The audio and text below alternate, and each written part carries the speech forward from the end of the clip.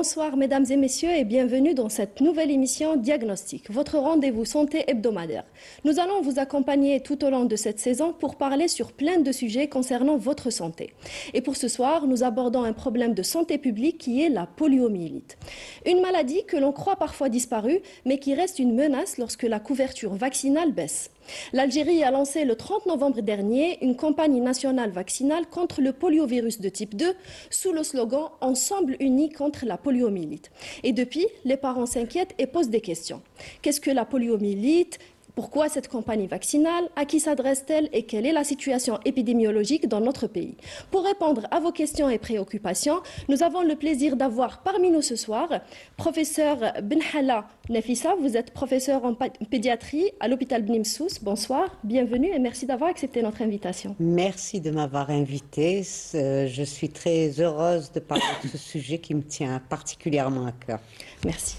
Et aussi, on a le plaisir de recevoir avec nous Dr Liazidi Abdeslam, qui est maître assistant, épidémiologiste à l'hôpital Bebloued. Bonsoir, bienvenue et merci d'avoir accepté notre invitation. Bonsoir à toutes et à tous et je vous remercie pour cette invitation afin de vous me donner l'occasion de parler de ce sujet très important et qui est d'actualité. Aussi, on a notre chroniqueuse, Dr Abdelmoumen, Sarah, donc, qui va nous parler dans sa chronique.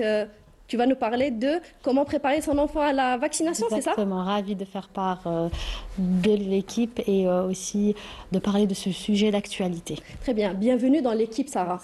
Alors, donc, avant de passer à la vaccination, on va déjà comprendre c'est quoi cette maladie, donc la poliomyélite. Docteur Liazidi, c'est quoi la poliomyélite ou qu'est-ce que la poliomyélite? Expliquez-nous, s'il vous plaît. Merci. Donc alors, c'est quoi la poliomyélite ou la paralysie infantile? Donc il faut savoir que c'est une maladie très ancienne, c'est une maladie connue depuis l'Antiquité, puisqu'il y a des gravures égyptiennes qui datent de l'Antiquité et qui montrent déjà des enfants qui sont atteints de paralysie avec des membres inférieurs très fins et qui portent un certain appareillage. Donc c'est une maladie qui est très, très ancienne.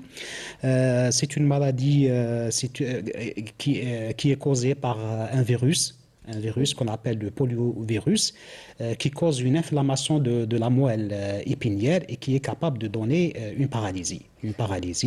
Donc c'est aussi une maladie très contagieuse, c'est une maladie infectieuse très contagieuse. Donc dont la gravité réside dans le risque de survenue de paralysie. Donc il y a un risque de survenue de paralysie et cette paralysie, elle est définitive et elle est irréversible.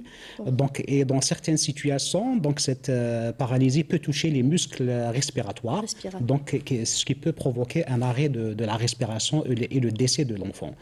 Donc c'est une maladie infantile, donc ça touche beaucoup plus les enfants et ça peut survenir à tout âge, mais ça touche beaucoup l'enfant non immunisé, non vacciné.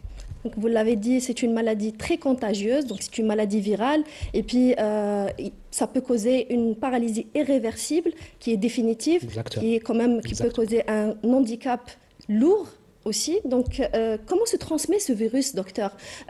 Comment un enfant peut attraper la poliomyélite?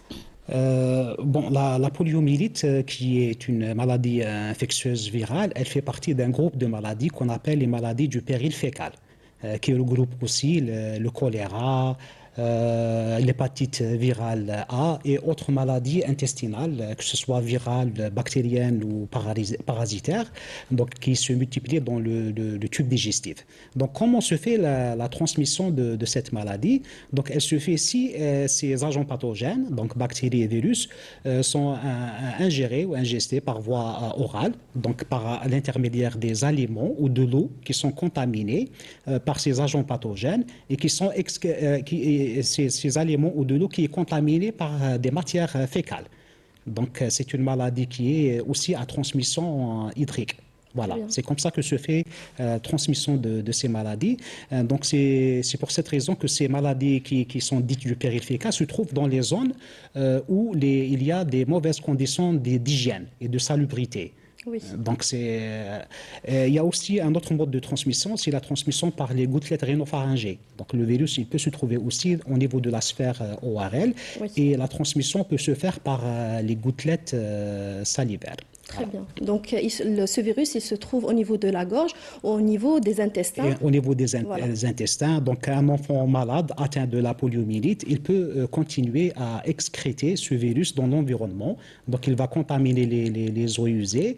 Et s'il y a contamination de l'eau potable par les eaux usées, il y a risque de transmission de cette maladie. Donc, elle fait partie des maladies à transmission hydrique. Voilà. Oui, alors on a compris comment ce vaccin circule ou comment il se transmet.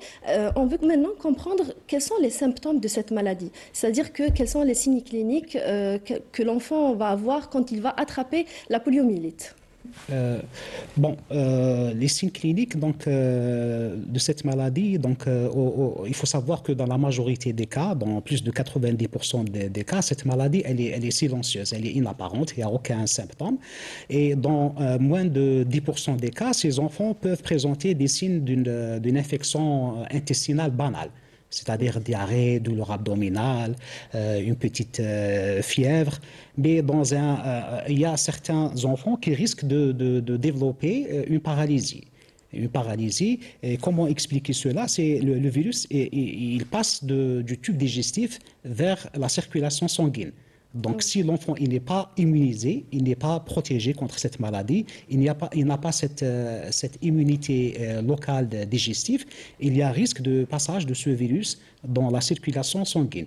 Et une fois dans la circulation sanguine, si cet enfant il n'a pas une immunité générale, il n'est pas correctement vacciné, il n'est pas correctement protégé, il y a risque de passage de ce virus du sang vers les terminaisons nerveuses. Oui. Donc, s'il gagne les terminaisons nerveuses, il peut engendrer des dégâts au niveau de la moelle épinière. Donc, c'est carrément une destruction de la substance grise de la moelle épinière. Et c'est là où réside la gravité de cette maladie. Oui. Là, il y a risque d'apparition d'une paralysie qui touche souvent les membres inférieurs. C'est une paralysie qui est asymétrique. Voilà. Elle touche en général un seul membre. C'est une paralysie motrice, donc l'enfant n'arrive pas à marcher. Et après un certain laps de temps, il va développer ce qu'on appelle une amyotrophie. Il y a ces muscles qui vont se fondre. Il n'arrive plus à marcher. Il a besoin d'une assistance, d'un appareillage. Donc, pour éviter tout cela, oui. Il faut bien sûr faire de la prévention. Donc, je pense que c'est l'objet de cette séance d'information et de sensibilisation. Donc, finalement, docteur, ce virus, il ne va pas atteindre les muscles, mais il va atteindre les nerfs qui vont, on va dire, gérer ces muscles. Exactement. Et dans les cas les plus graves, c'est les muscles respiratoires. C'est les muscles respiratoires avec risque de paralysie des muscles respiratoires et risque de décès. Par asphyxie. Voilà, risque d'arrêt respiratoire. Alors, donc, si on comprend bien, c'est que dans cette maladie, les enfants ne réagissent pas tous de la même façon ou ils n'ont pas tous les mêmes symptômes. Il y a la majorité qui sont asymptomatiques, mais il y a d'autres qui vont développer des symptômes. Oui. Parmi les symptômes, il peut y avoir une atteinte grave, notamment la forme paralytique, professeur, n'est-ce pas? Donc, c'est l'une des formes les plus graves, la forme paralytique. Et puis, pourquoi il y a des enfants qui vont développer la paralysie alors que d'autres non? On en sait absolument. Enfin, la maladie, on sait pourquoi elle ne se développe pas, comme l'a dit notre confrère, le docteur Yazidi, c'est parce que c'est quand on est vacciné, protégé par la vaccination. Mais quand à l'enfant, celui-là, ils vont tous avoir le virus, s'il est là. S'il est dans l'environnement, les uns vont faire une maladie très grave, les autres vont faire une maladie modérée, les autres vont faire une maladie qui est presque inaperçue, mais on ne sait pas lequel va le faire. Ils ont tous autant de risques de faire une maladie grave. C'est ça qu'il faut se dire. D'où l'intérêt justement de la vaccination et la prévention. Docteur, est-ce qu'il existe un traitement pour cette maladie ?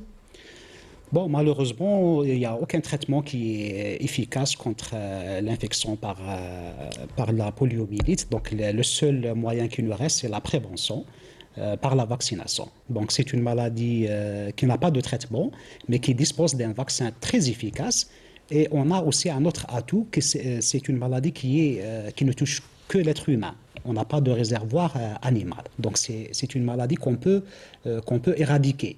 Donc, c'est pour cette raison d'ailleurs que l'Organisation mondiale de la santé, elle a lancé en 1988 ce qu'on appelle la stratégie ou l'initiative mondiale d'éradication de la poliomyélite à travers le monde. Donc, pas de traitement, mais la prévention, elle est possible et elle est efficace grâce à l'existence d'un vaccin qui est sûr et qui est efficace aussi. Très bien. Donc, vous avez parlé de l'Organisation mondiale de la santé qui suit la situation de près et dans le monde entier. Donc, quelle est la situation actuelle de la poliomyélite dans le monde? On l'a éradiquée, elle existe toujours. Donc, Bon, pour commencer, je suis obligé de parler des 3 sérotypes qui peuvent causer la maladie. Donc, en fait, le poliovirus sauvage, il y en a 3 types ou 3 sérotypes. Il y a le sérotype 1, le sérotype 2 et le sérotype 3. Donc, parmi ces 3 sérotypes, il n'y en a que le sérotype 1, le poliovirus sauvage de type 1, qui continue actuellement à circuler au niveau de la région de l'Asie. Donc exactement, on est c'est au niveau des frontières entre l'Afghanistan et le Pakistan. Donc actuellement, c'est le seul endroit au monde où le poliovirus sauvage de type 1 continue à causer des cas de poliomyélite. Les 2 autres sérotypes, notamment le poliovirus sauvage de type 2 et 3, donc le type 2, il a été éradiqué en 2015. Donc en 2015, et le sérotype 3, il a été éradiqué en 2019. Et parallèlement, on a l'apparition de poliovirus variant de type 2. Donc actuellement, le problème de la poliomyélite, c'est beaucoup plus ce poliovirus variant de type 2 que le poliovirus sauvage qu'on a éradiqué dans la majorité des pays du monde. Très bien. Donc, et justement, parmi ces poliovirus, celui qui a eu le plus de variants, c'est le poliovirus de type 2. Et il faut vous dire qu'il existe 2 types de vaccins. Il y a un vaccin qu'on prend par voie orale. Avant, on avait dans celui-là les 3 sérotypes du vaccin. Et comme le sérotype 2, il a disparu depuis quelques années et que ce sérotype, en plus, il avait beaucoup de variants, il a été enlevé du vaccin par voie orale. Ce qui fait que dans le vaccin par voie orale, il n'y a que le type 1 et le type 3. Le vaccin par voie orale, c'est un vaccin qui contient le virus vivant, mais qui ne cause pas la maladie. Ça s'appelle un vaccin vivant atténué. oui. Et parallèlement, il y a un autre vaccin, c'est le vaccin polio injectable, c'est du virus tué, le 1, le 2 et le 3. Oui. Donc, si on s'est vacciné contre par voie orale et aussi par voie injectable, on est protégé contre le 1, le sérotype 1, le sérotype 2 et le sérotype 3. D'accord. Donc, c'est pour ça qu'aujourd'hui, ce poliovirus de type 2 se trouve au centre de l'attention. Parce que déjà, vous l'avez dit, depuis 2016, il n'existe pas dans le vaccin anti-polio oral qu'on donne maintenant dans le calendrier vaccinal algérien. Et mondial. Mondial, voilà. Exactement. Exactement. Donc, la situation en Algérie, elle est comment par rapport à la poliomyélite, docteur? Il faut savoir que l'Algérie, donc si on peut commencer dès le début, donc l'Algérie, c'est parmi les premiers pays qui ont utilisé le vaccin poliomyélitique oral, le vaccin oral contre la poliomyélite dans les années 60. Ce qui a permis à maîtriser au moins la transmission de cette maladie en Algérie.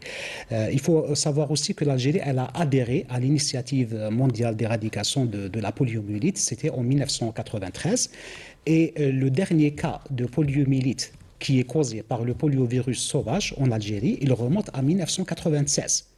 Donc c'était grâce aux efforts de vaccination et aux différentes campagnes nationales qui ont été réalisées dans les années 60 et dans les années 70. Donc le dernier cas, il remonte justement à plus de 30 ans. En 1987, c'était le dernier cas enregistré en Algérie. Oui. Et l'Algérie, elle a obtenu en 2016 le certificat Féripolio, c'est-à-dire que le poliovirus sauvage ne circule plus en Algérie et aussi dans la région africaine. Donc, qu'est-ce qui s'est passé actuellement? Donc, en 2022, l'Algérie elle a enregistré le premier cas de paralysie dû à la poliomyélite, mais qui a été causé par ce poliovirus variant de type 2. C'était dans la wilaya de Tamnaraset. Bon, on pensait que c'était un phénomène local, limité, mais actuellement, les données de la surveillance nous renseignent et nous disent que ce poliovirus variant, il est en train de circuler. Donc d'où la décision d'organiser ces journées nationales de vaccination avec le vaccin MVPO2 qui contient justement la souche 2. Donc la souche 2, c'est pour lutter contre... Mais il ne cause pas la maladie depuis quand même. On a eu 3 cas jusqu'en 2022, mais actuellement, il circule dans les eaux usées. Il faut savoir qu'il a circulé dans les eaux usées en Grande-Bretagne, il a circulé dans les eaux usées aux États-Unis, il a circulé dans les eaux usées dans des pays d'Europe du Nord, mais il n'a pas causé de polio parce que les gens ils étaient protégés par le vaccin antipoliomyélitique injectable où il y a les 3 souches tuées. Le problème, c'est que notre couverture vaccinale a énormément baissé à un certain moment, en particulier à cause de la Covid, et on a eu 77% de couverture vaccinale. Donc, automatiquement, pour qu'une couverture vaccinale soit bonne, il faut qu'elle soit au moins de 90 à 95%. Pour la polio, c'est 92%. Mais donc, la couverture vaccinale étant aussi mauvaise, il y a beaucoup de nos enfants qui ne sont pas protégés, qui ne sont pas protégés aussi contre ce virus ce variant de type 2, parce qu'ils n'ont pas eu le vaccin polio injectable, et donc ils sont encore susceptibles d'être contaminés. Et si eux, ils sont contaminés, ils peuvent transmettre ce vaccin, comme nous l'a dit notre confrère, par le biais en particulier des selles, par le biais des selles, et cette chaîne de transmission, pour être rompue, elle a besoin du vaccin polio oral. Pour protéger l'individu, le polio injectable suffit. Pour empêcher la transmission dans la collectivité, il faut le polio oral, d'où la nécessité de cette campagne.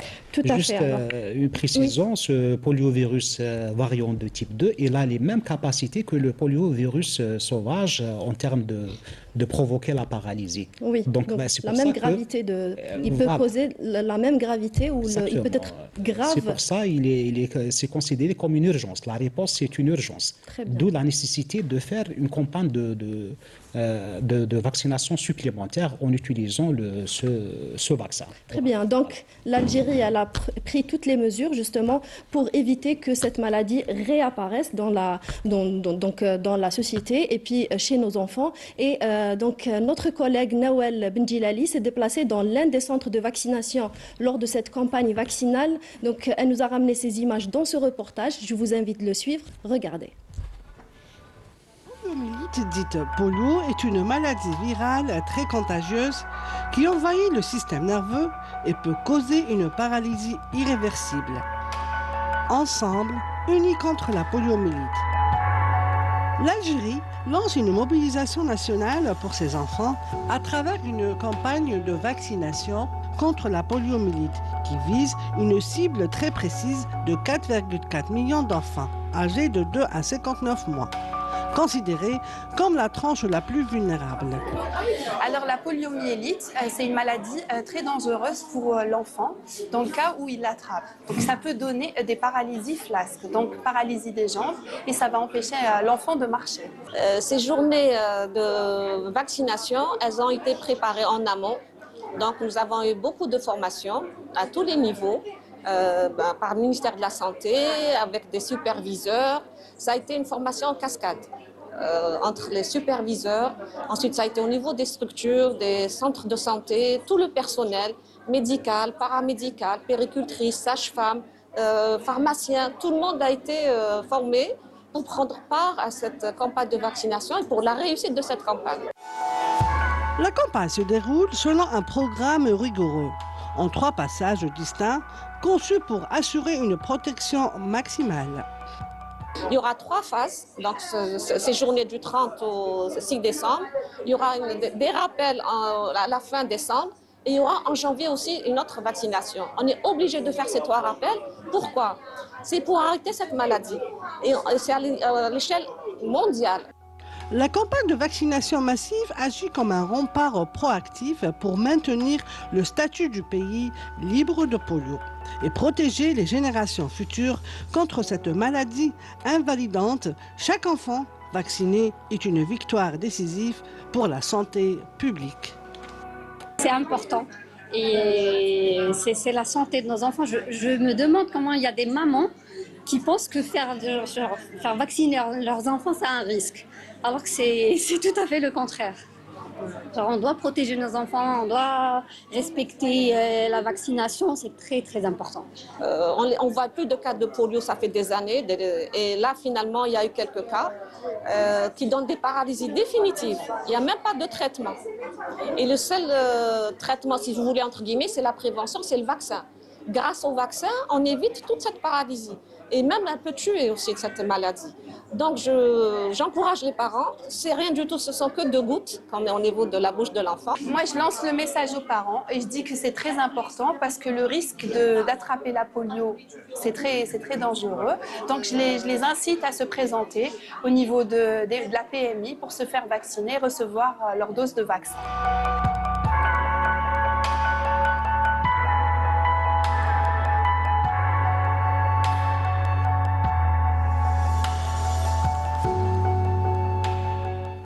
C'était un reportage signé Nawal Bendilali. Elle nous a ramené ces images. Donc, elle était sur le terrain et elle a ramené les témoignages des parents. Donc, il y a des parents qui sont réticents encore, qui ont peur de cette vaccination. Professeur Benhala, donc les parents qui sont réticents aujourd'hui, déjà face à cette vaccination, justement, alors que toute cette campagne nationale est là pour justement protéger les enfants et non pas les nuire. N'est-ce pas, professeur? C'est sûr, mais en fait, quand on est un parent, un papa ou une maman, on va s'inquiéter toute la vie pour tout. On va s'inquiéter pour les vaccins, pour la nourriture, pour tout. Donc c'est normal. En fait, ils ne s'inquiètent pas, ils se posent des questions, ils veulent comprendre pourquoi. Et j'espère que nous l'avons expliqué, moi et le docteur Liazidi et moi, nous avons expliqué que ce vaccin, comme tous les autres vaccins du programme élargi de vaccination, il contribue à éviter les maladies évitables par la vaccination, comme leur nom l'indique. Donc, oui, il est fait pour le protéger, mais ce vaccin, il a, comme certains autres vaccins, il a quand même quelque chose de plus, c'est qu'il protège l'individu. Avoir son enfant paralysé, c'est une lourde responsabilité. Tout à fait. Et il protège également l'ensemble de la communauté, en particulier de la communauté pédiatrique des autres enfants. C'est un vaccin très généreux. Oui. Donc c'est pour ça qu'il faut faire toute la campagne de vaccination. Il faut faire le premier vaccin qui est par voie orale. Il faut faire le rappel.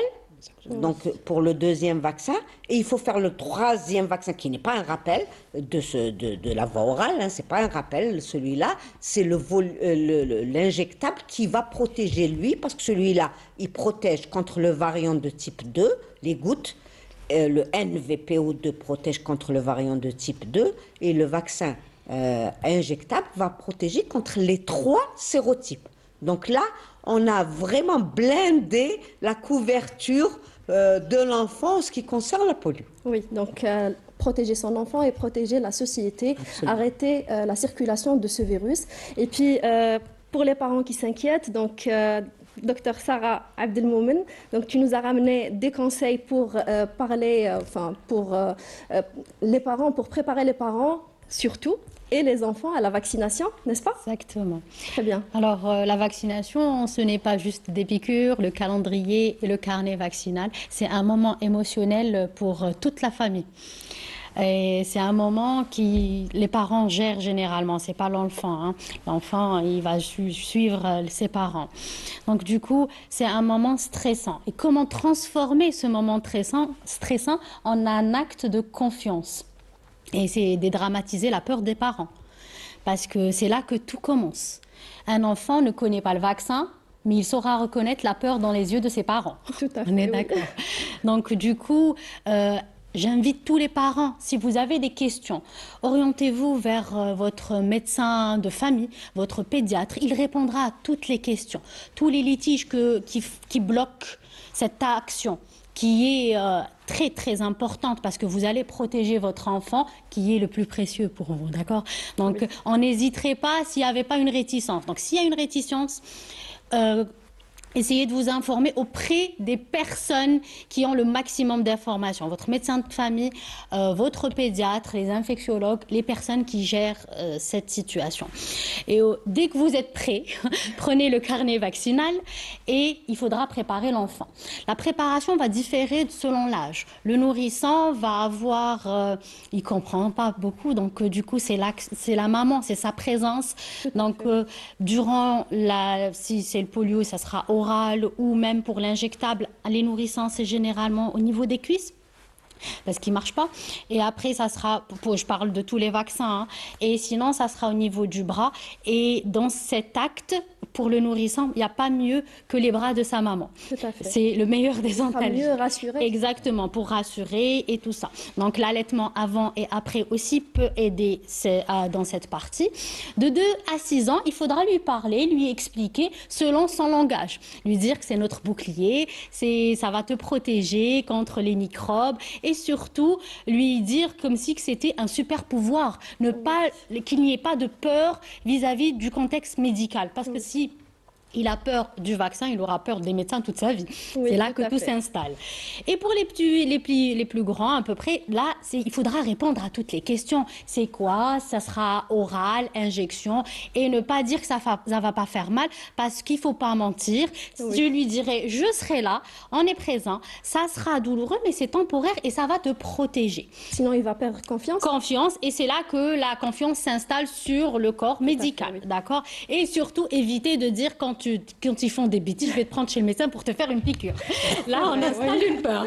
Surtout pas ça. Très bien. Concernant l'alimentation, pour protéger nos enfants durant cette période, il faut pas changer les choses, surtout que ça soit une alimentation simple et habituelle, surtout. Pas de changement. Une bonne hydratation, le corps fera l'affaire, il saura se défendre. Et durant cette période-ci, il y a de la fièvre, des rougeurs, ne pas paniquer, c'est normal, c'est l'immunité qui agit. Mais si ça perdure, il faudra consulter votre pédiatre. Oui. Voilà. Donc, Généralement, ils sont informés exactement. dans les centres de vaccination Oui. s'il y aura des effets secondaires ou pas. Voilà. Alors, il faut dire que le vaccin Voilà. anti-polio ne cause pas d'allergie, Très bien. ne donne pas d'effets secondaires. C'est vraiment un vaccin très soft. Très bien. Tout à fait, oui. Voilà, Exactement. parce avec les progrès et tout ça, donc les vaccins, il ne faut pas avoir peur et ne pas être réticent. C'est protéger son enfant. Et si vous avez des questions, il faudra juste vous informer vis-à-vis des personnes qui sont dans le domaine, Oui. pas à gauche et à droite. Et surtout, je peux vous dire que la préparation de l'enfant est très très importante parce qu'un enfant averti, c'est un enfant serein. Et un enfant serein est un enfant en bonne santé. Tout à C'est fait. très important. Oui. Donc, merci Sarah pour Avec tous plaisir. ces conseils Avec précieux. plaisir. Je pense que les parents seront préparés pour la vaccination et je pense que les parents plus que les enfants. Il parce que faut préparer les parents et non pas les Tout à enfants. fait, tout Dès à que le fait. parent est préparé, l'enfant le sera systématiquement. Très bien, parfait. Merci beaucoup Sarah pour toutes ces informations. Alors, on revient à la vaccination anti-polio. Donc, professeur Benhalla, on voudrait savoir pourquoi l'Algérie a lancé cette campagne vaccinale le 30 novembre. S'agit-il d'une mesure de prévention ou d'une urgence sanitaire? Alors, il faut savoir qu'un seul cas de polio dans un pays, c'est une épidémie. Ça s'appelle une épidémie Oui. pour l'OMS. C'est une urgence sanitaire. Un seul cas des cas de polio qui circulent dans les eaux usées, c'est aussi une urgence sanitaire.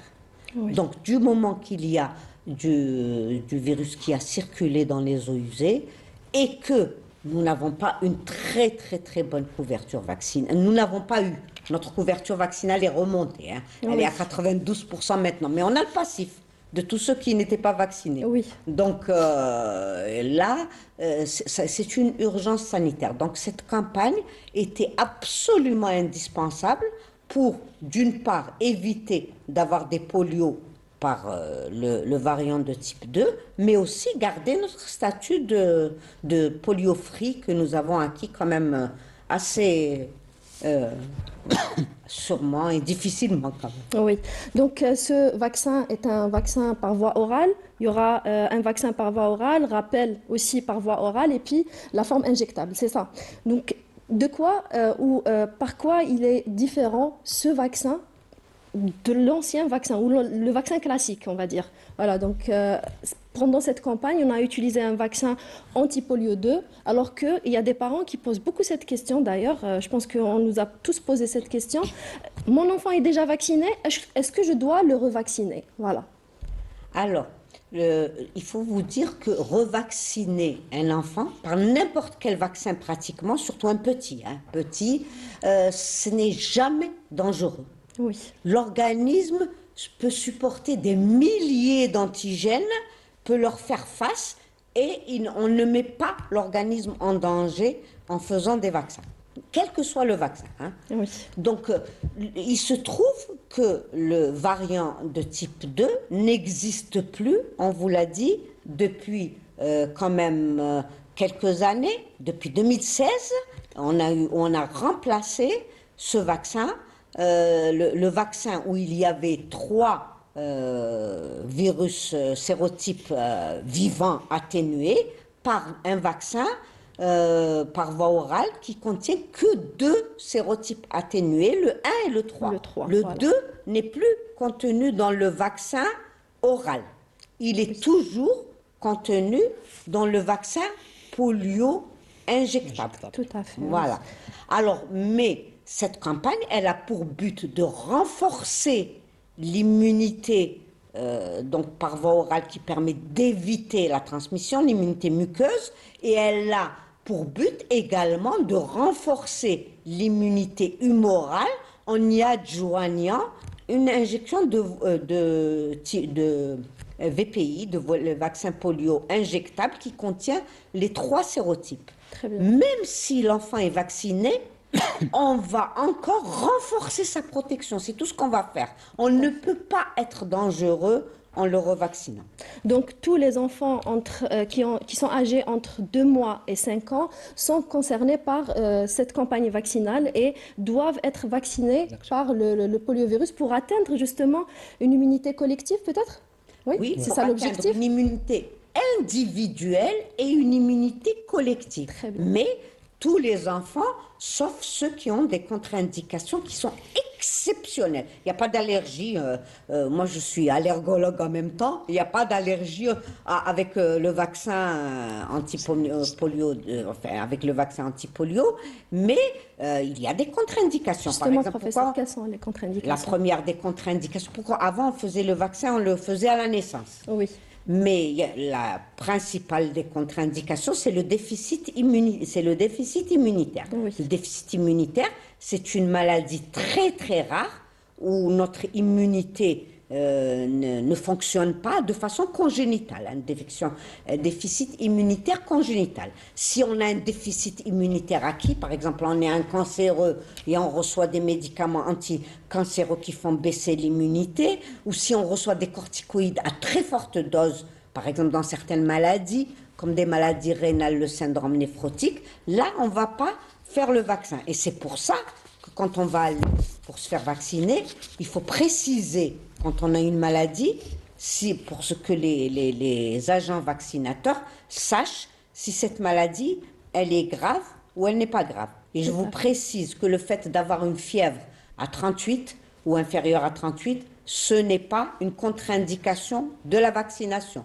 Le fait d'avoir un petit rhume ou de tousser un petit peu, c'est Oui. pas une contre-indication à la vaccination. Puisqu'on le redit, la petite fille de 5 mois de Tamanrasset, qui aurait dû être vaccinée à 2 mois et à 4 mois, ne l'a pas été sous prétexte qu'elle avait un petit poids de naissance. Un prématuré, c'est non plus un ancien prématuré, c'est pas une contre-indication, et qu'elle faisait des infections à répétition.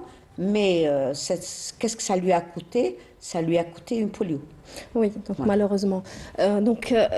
Cette maladie, comme toutes les maladies qui n'ont pas de traitement, la vaccination reste, c'est le seul choix, ou on va dire la meilleure procédure pour protéger les enfants. C'est une protection individuelle et collective, et je pense que c'est on va dire l'objectif de cette campagne vaccinale, docteur, d'atteindre cette immunité collective et individuelle aussi. Exactement, parmi l'un des premiers objectifs de ces journées nationales de vaccination, c'est d'atteindre au moins 95% des enfants cibles. Donc les enfants cibles sont des enfants âgés de 2 mois à moins de 5 ans. Donc, et Dieu soit loué, cet objectif il a été atteint durant le premier passage de ces journées nationales de vaccination, où on a vacciné plus de 3 800 000 enfants appartenant à la population cible, parmi les 4 millions et quelques enfants prévus initialement de les vacciner. Et sur ces 3 800 000 enfants vaccinés, heureusement, on n'a eu aucun effet secondaire. Il y avait quelques effets secondaires mineurs, petite diarrhée, petits fébricules, mais souvent qui ne sont pas rattachés au vaccin. Oui. Clair. Donc il faut être convaincu que c'est un vaccin qui est sûr et qui a été utilisé dans plus d'une quarantaine de pays à travers le monde. Donc on n'est pas le seul pays qui a fait ce genre de campagne de vaccination. Donc selon les dernières statistiques, environ 1,6 milliard doses ont été administrées à travers le monde. Donc c'est quand même une quantité qui est un nombre de doses qui est très, très énorme, et on n'a pas enregistré d'effets secondaires majeurs Très bien. Donc c'est rassurant. Je voudrais juste rajouter Oui, que professeur. l'objectif, il a peut-être été atteint pour la première phase, mais Exactement. pour que l'objectif final soit atteint, il reste à faire le rappel avec la deuxième dose et la vaccination polio injectable. Justement, dans ce Justement. sens, je tiens à préciser que ces journées nationales de vaccination se déroulent en 3 phases. Très bien. Donc la première phase qui s'est déroulée les 2 dernières semaines, donc c'était du 30 novembre au 8 décembre. Oui. Donc on a fait une prolongation de 2 jours, tellement il y a eu une grande affluence des parents pour vacciner leurs enfants. Donc la tutelle elle a décidé de prolonger les journées nationales de vaccination de 12 jours afin de permettre aux parents de vacciner leurs enfants dans les délais requis. Et aussi, tous les centres de vaccination, ils étaient ouverts de 8h à 18h, et même les week-ends. Donc, Il y a même les crèches aussi. Il y a aussi, j'ai parlé de la stratégie fixe, mais parallèlement, il y a les équipes mobiles qui se sont déplacées dans les crèches, dans les zones enclavées, dans les douars, dans les villages, afin de faciliter l'accès à la population de cette campagne de vaccination. Très bien. Donc, et je rajoute aussi que le deuxième passage, il est aussi très important, qui va commencer la semaine prochaine. Donc, ça va être du 21 au 27 décembre. Donc, au cours duquel il faut, tous les enfants qui ont pris la première dose, ils doivent aussi prendre la deuxième dose. C'est une dose de rappel. Par voie orale toujours. Par voie orale. Donc le vaccin, il est oral, donc c'est des gouttes, c'est 2 gouttes qu'on administre dans la bouche de l'enfant. Et cette deuxième dose, elle est très importante parce qu'en sciences de vaccination, c'est connu, après une seule dose de vaccin, l'efficacité, elle est généralement, je dirais, elle n'est pas vraiment satisfaisante. D'où l'intérêt d'administrer une deuxième dose de rappel. Comme ça, on aura une efficacité maximale. Et des fois même, on est obligé de faire une troisième dose. Oui. Bon. Donc la dose injectable, ça sera à quel moment?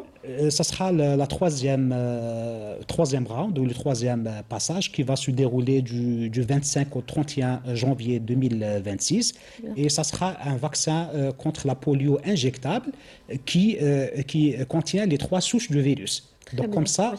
un enfant qui a reçu le 1 VPO2 oral et qui a reçu le VPI, il est protégé contre les 3 souches du virus. Donc il aura une protection qui est complète, optimale et complète. Parfait. Voilà. Donc, une protection individuelle et aussi collective. Et collectif. Voilà, très bien. Donc, professeur Mlhala, les parents qui sont réticents encore, on leur dit quoi?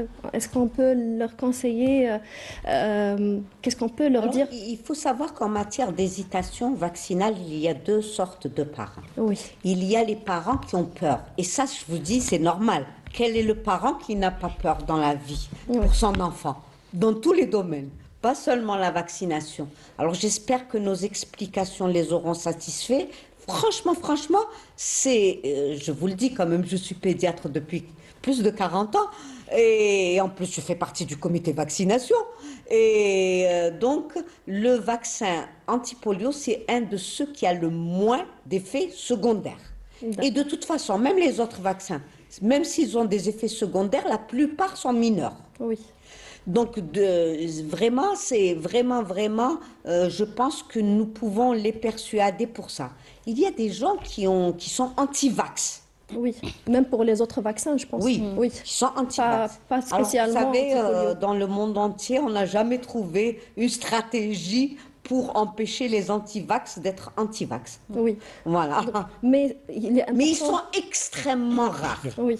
Moi, personnellement, ce qui me chagrine, et en toute honnêteté, c'est le personnel, c'est quand le personnel de santé est anti-vax. Oui.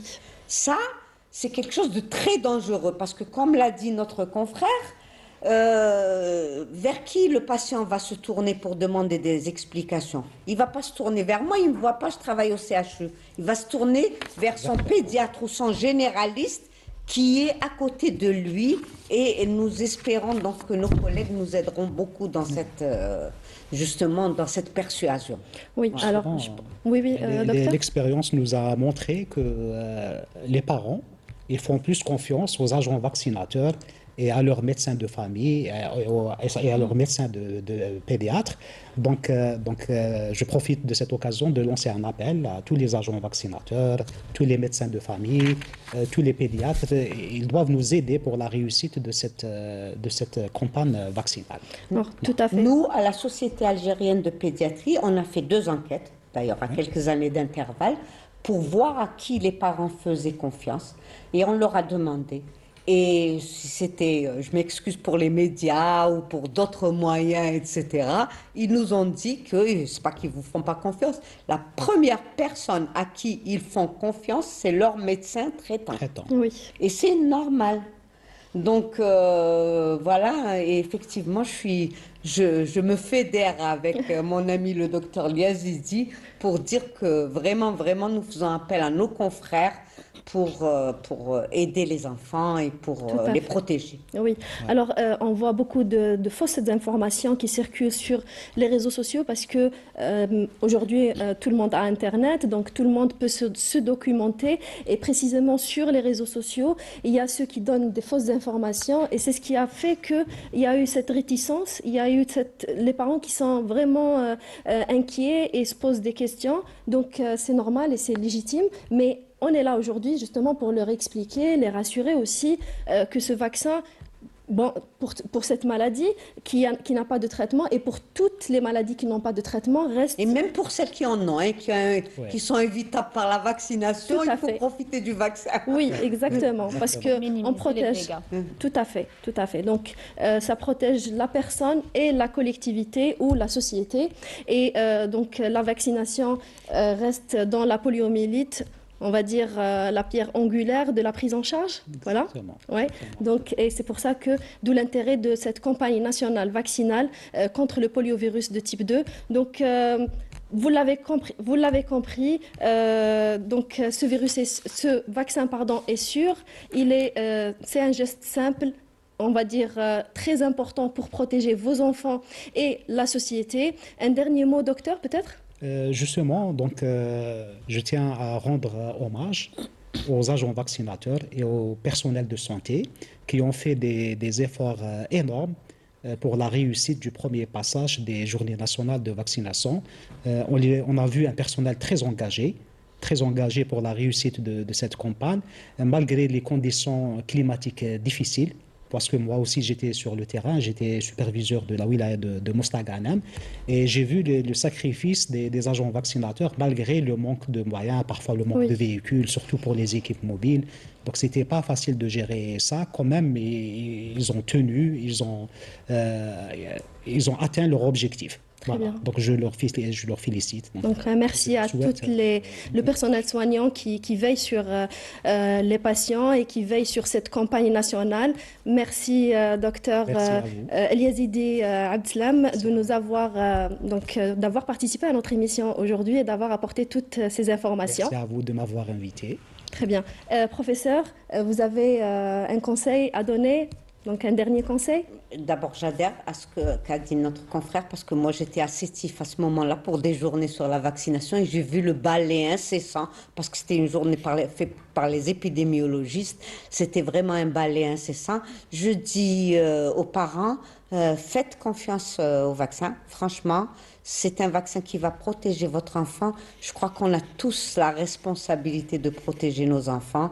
C'est quand même une priorité absolue pour un parent, parce que c'est une catastrophe si son enfant a la polio, on va s'en vouloir toute la vie. Donc protégez vos enfants. Franchement, vous pouvez être... c'est un vaccin sûr, c'est un vaccin efficace et c'est important de le faire.